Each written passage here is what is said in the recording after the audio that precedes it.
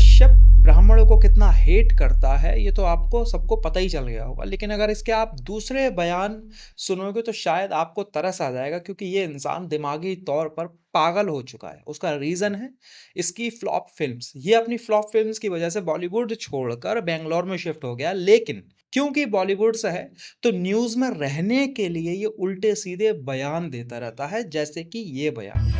इस बयान में ये बोल रहा है क्योंकि इसने बॉलीवुड छोड़ दिया इसका मतलब ये नहीं है कि वो बिज़ी नहीं है, वो आज भी शाहरुख खान से ज़्यादा बिज़ी है। तो आप इस बयान के बाद इसकी दिमागी स्थिति का अंदाज़ा लगा सकते हो कि इसको कितना ज़्यादा धक्का लगा है अपने फ्लॉप होने का। अब बात करते हैं इसके रीसेंट बयान की जो इसने ब्राह्मणों के लिए दिया है। इसने बोला कि अगर मैं ब्राह्मणों के मुँह पर मूतूँ तो तुम्हें कोई प्रॉब्लम तो नहीं है? तो सबसे पहले तो जिस फ़िल्म के ये सपोर्ट में ऐसे बयान दे रहा है, उस फ़िल्म के डायरेक्टर को इससे बच के रहना चाहिए, क्योंकि उस फ़िल्म का डायरेक्टर अनंत महादेवन खुद एक ब्राह्मण है। तो जब उस फ़िल्म के डायरेक्टर के ऐसे बयान नहीं आ रहे, तो ये इंसान कौन होता है जो बॉलीवुड छोड़ चुका है ऐसे बयान देने के लिए? अब बात कर लेते हैं अनंत महादेवन की, जिसने आज तक 100% फ्लॉप मूवी बनाई है और इसी इंसान ने बनाई थी द एक्सपोज़, जिसका लेजेंडरी कैरेक्टर था रवि कुमार, तो आपको याद ही होगा। अब बात कर लेते हैं अनुराग कश्यप की और इसके दोगलेपन की।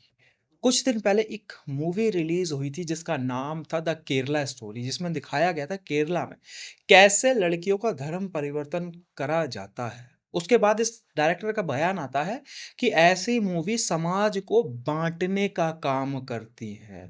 पॉइंट टू बी नोटेड, मतलब समाज को बांटती हैं ऐसी मूवी। और ऐसा ही कुछ हुआ था 2022 में आई मूवी द कश्मीरी फाइल्स की, जो ब्लॉकबस्टर होने के बाद ऑस्कर में भेजने के लिए तैयारी करी जा रही थी। तो इस डायरेक्टर का बयान आता है कि ऐसी मूवीज को ऑस्कर में नहीं भेजना चाहिए, इससे हमारी गलत इमेज क्रिएट होगी। मतलब जो मूवी सही दिखा रही है उनसे गलत इमेज क्रिएट होगी। और उसके बाद आपको पता है, द कश्मीरी फाइल देखने के बाद जब कुछ कश्मीरियों से बात करी गई तो वो मूवी को देखकर खुश नहीं थे। उनका कहना था कि मूवी में वो दिखाया ही नहीं है जो असल में हुआ था। मतलब मूवी में बहुत कम दिखाया है जितने असली में अत्याचार हुए थे। तो उस मूवी को देखकर ये इंसान को लगता है कि इस मूवी से गलत इमेज क्रिएट होगी। अब जब फूले मूवी बनाई गई और उसको सेंसर के लिए भेजा गया तो सेंसर बोर्ड ने बोला कि इसमें ब्राह्मणों के अगेंस्ट बहुत ज़्यादा हेट दिखाई गई है, ये समाज को बांट सकती है, इसलिए इसमें इतने ज़्यादा कट लगेंगे। अब क्योंकि उसमें ब्राह्मणों के खिलाफ हेट दिखाई गई है तो अनुराग कश्यप को बेंगलोर बैठे बैठे याद आया, नहीं, ये मूवी तो रिलीज होनी चाहिए।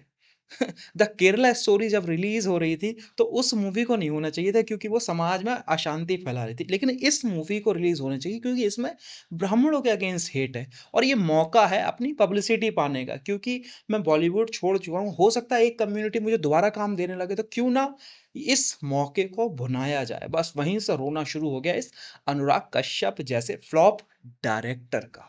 देखो, ये सच है कि सिनेमा को बिल्कुल आज़ाद होना चाहिए, क्योंकि सिनेमा के ज़रिए आप किसी भी मुद्दे को उठा सकते हो, अपनी आवाज़ बुलंद कर सकते हो। लेकिन इसमें सबसे बड़ा पॉइंट ये होना चाहिए, ये बिल्कुल निष्पक्ष होना चाहिए। ऐसा नहीं होना चाहिए जब कश्मीरी फाइल या फिर द केरला स्टोरी जैसी मूवी आए तो आप बोलो कि इन्हें रिलीज़ मत करो, इन पर रोक लगाओ, और जब फूले जैसी मूवी आए तो आप उसके समर्थन में खड़े हो जाओ।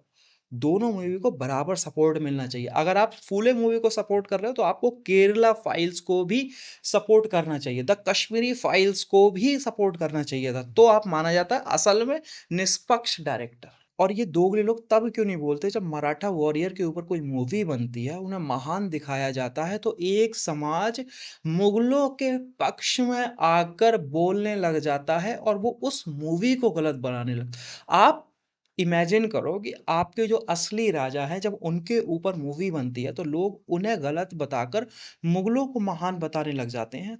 तो अब ये अनुराग कश्यप जैसे लोग कहाँ जाते हैं? एक बेसिक मेथड आप समझो।